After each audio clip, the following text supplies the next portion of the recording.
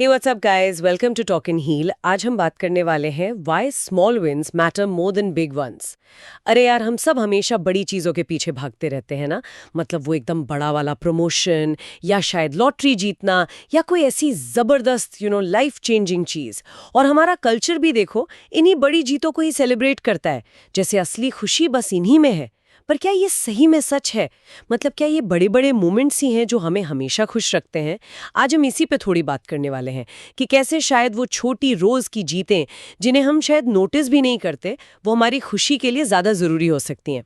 चलो इसको थोड़ा खोलते हैं, समझते हैं। हाँ बिल्कुल। और ये सिर्फ कहने की बात नहीं, आजकल तो साइकोलॉजी भी मतलब मनोविज्ञान भी इसी तरफ इशारा कर रहा है।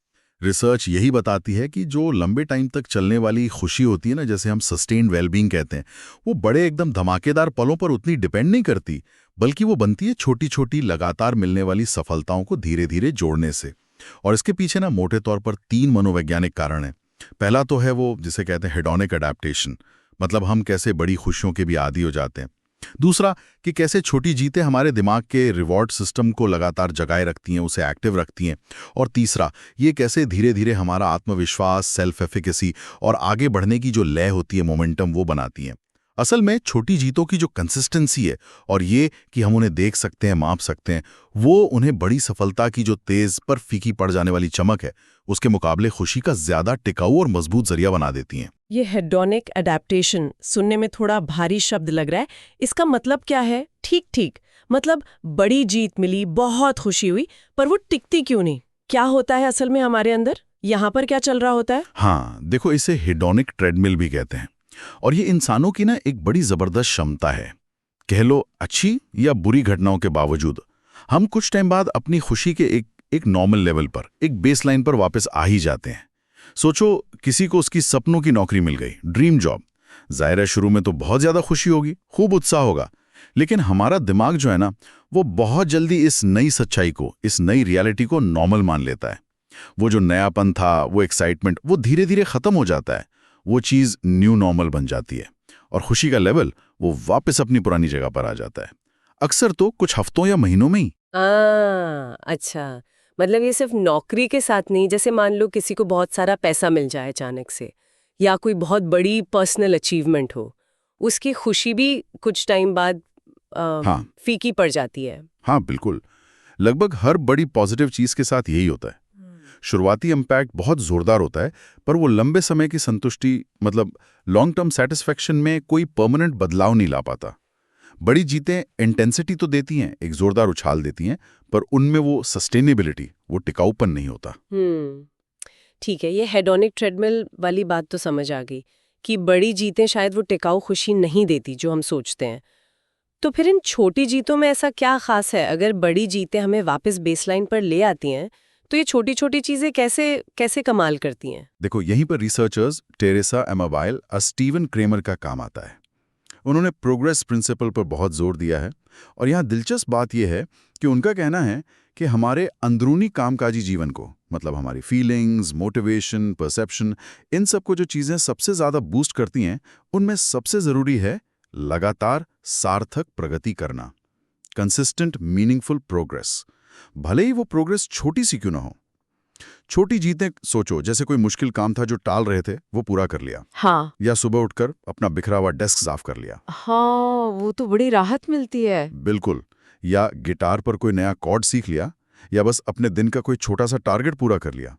ये सब क्या है? ये तुरंत और साफ सबूत देते हैं कि हाँ, मेहनत काम कर रही है, हम आगे बढ़ रहे हैं। अच्छा, मतलब ये रोज थोड़ा थोड़ा आगे बढ़ने वाली फीलिंग कि हाँ, आज कुछ किया, कुछ कंट्रोल में है। एग्जैक्टली हाँ।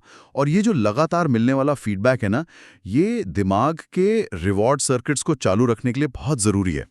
ये जो छोटी छोटी सफलताएं हैं, ये नियमित रूप से थोड़ी थोड़ी मात्रा में डोपामाइन रिलीज करती हैं। डोपामाइन, हाँ सुना है इसके बारे में। हाँ, ये वही न्यूरोकेमिकल है जो मोटिवेशन, लर्निंग और रीइंफोर्समेंट से जुड़ा है, मतलब प्रेरणा, सीखना और किसी व्यवहार को पक्का करना। अब सोचो, एक बड़ी जीत से क्या होता है? डोपामाइन का एक बहुत बड़ा स्पाइक आता है, जबरदस्त उछाल। लेकिन वो आता है और चला जाता है, अस्थिर होता है। उसके मुकाबले रोज मिलने वाला ये छोटा, संभालने लायक डोपामाइन रिवॉर्ड, ये मोटिवेशन और पॉजिटिव मूड बनाए रखने में कहीं ज्यादा असरदार, ज्यादा इफेक्टिव होता है।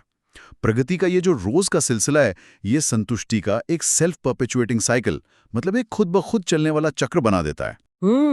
ये डोपामाइन वाली बात तो काफी इंटरेस्टिंग है।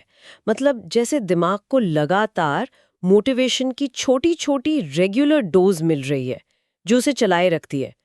लेकिन क्या ये सिर्फ न्यूरोकेमिस्ट्री की ही बात है या इसका कोई और साइकोलॉजिकल एंगल भी है? हाँ हाँ, बिल्कुल है। डोपामाइन के अलावा छोटी जीतें हमारी साइकोलॉजिकल रेजिलियंस, मतलब मानसिक मजबूती के दो और बहुत जरूरी पहलू बनाती हैं। एक है रफ्तार, जिसे मोमेंटम कहते हैं, हाँ, और दूसरा है आत्म प्रभावकारिता, यानी सेल्फ एफिकेसी। Self efficacy. हाँ, सेल्फ एफिकेसी का मतलब है किसी खास सिचुएशन में सफल होने या कोई काम पूरा करने की अपनी काबिलियत में विश्वास कि हाँ, मैं ये कर सकता हूँ या कर सकती हूँ। अब यहाँ एक जरूरी सवाल उठता है। देखो, बड़ी जीत कभी कभी हमें किस्मत का खेल लग सकती है ना, या बाहरी फैक्टर का नतीजा। हाँ लगता है कभी कभी कि लक था बस। हाँ, लेकिन छोटी जीतें वो ज्यादातर साफ तौर पर हमारे अपने एफर्ट, हमारी कोशिश, हमारी स्ट्रैटेजी, हमारी मेहनत से जुड़ी होती हैं। मतलब हर छोटा काम जब हम पूरा करते हैं तो हम अपने दिमाग को ये सिग्नल दे रहे हैं कि हाँ, मैं केपेबल हूँ। ये कॉन्फिडेंस को ईंट दर ईंट बनाने जैसा है। एकदम सही कहा, बिल्कुल। जब हम छोटे छोटे मैनेजेबल स्टेप्स को सक्सेसफुली पूरा करते हैं तो हम असल में अपनी योग्यता का, अपनी क्षमता का सबूत जमा करते जाते हैं। और इससे जो एक मनोवैज्ञानिक रफ्तार बनती है, मोमेंटम बनता है, उन बड़े डरावने लगने वाले लक्ष्यों को, लार्जर गोल्स को कम भारी और ज्यादा हासिल करने लायक महसूस कराता है। जो लक्ष्य पहले पहाड़ जैसा लग रहा था, वो अब छोटे छोटे कदमों की सीरीज जैसा लगने लगता है। हाँ, इससे सोच में एक फंडामेंटल शिफ्ट आता है। हम, हे भगवान, ये इतना बड़ा प्रोजेक्ट मुझसे कभी खत्म होगा भी या नहीं वाली सोच से निकलकर, हाँ, वो निराशा वाली सोच। हाँ, उस निराशा से निकलकर, ठीक है पिछले 5 स्टेप्स तो मैंने कर लिए हैं, तो मैं ये छठा भी कर सकती हूँ वाली ज्यादा पॉजिटिव, ज्यादा एक्शन ओरिएंटेड सोच की तरफ बढ़ते हैं। विश्वास का ये जो धीरे धीरे जमा होना है ना, ये चैलेंज को देखने का नजरिया ही बदल देता है। सही बात है। डर की जगह धीरे धीरे कॉन्फिडेंस और आगे बढ़ने की इच्छा ले लेती है।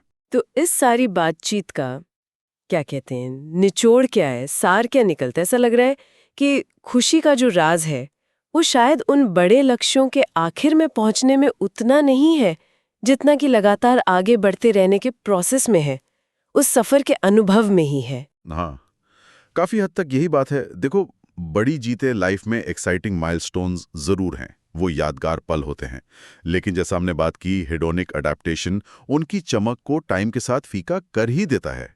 असल में ये जो छोटी रोज की जीतें हैं, वो प्रोग्रेस जिसे हम देख सकते हैं, माप सकते हैं, वो पॉजिटिव रीइंफोर्समेंट का लगातार फ्लो जो हमें मोटिवेटेड रखता है, और अपने ऊपर विश्वास का वो धीरे धीरे स्थिर तरीके से बनना, यही सब मिलकर लंबे समय तक चलने वाली साइकोलॉजिकल वेलबींग, मतलब मानसिक भलाई और सच्ची संतुष्टि की एक टिकाऊ नींव बनाते हैं। शायद सच्ची खुशी एक मंजिल नहीं है, बल्कि वो एक फ्लो स्टेट है, एक प्रवाह की स्थिति है, जिसे छोटी छोटी नियमित उपलब्धियों से मिलने वाली जो भरोसेमंद एनर्जी है, वो पावर देती है। तो सोचने वाली बात यह है, अंतिम विचार बिंदु, कि क्या हम खुशी को गलत जगह ढूंढ रहे हैं? क्या खुशी उस फाइनल डेस्टिनेशन पर नहीं, बल्कि वहां तक जाने वाले हर छोटे मीनिंगफुल कदम में छिपी है? Okay, so we hope you liked our today's discussion. For more such discussions, subscribe to our channel Talk and Heal. See ya!